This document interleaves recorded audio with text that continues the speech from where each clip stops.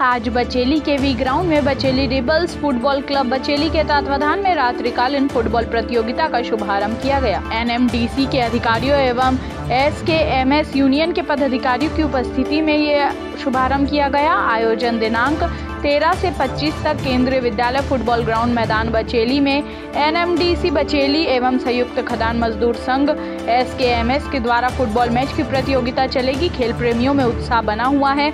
अभी कुछ दिन पहले रात्रिकालीन क्रिकेट वॉलीबॉल प्रतियोगिता भी हुई थी। अब फुटबॉल का आनंद लेंगे, जिसमें फुटबॉल खिलाड़ी अपनी प्रतिभा दिखाएंगे। शुभारंभ में एक मैच हुआ जिसमें डिर्रिम्ब्याज की टीम ने शाइनिंग स्टार को 3-1 से पराजित किया। बचेली से फकरे आलम की रिपोर्ट।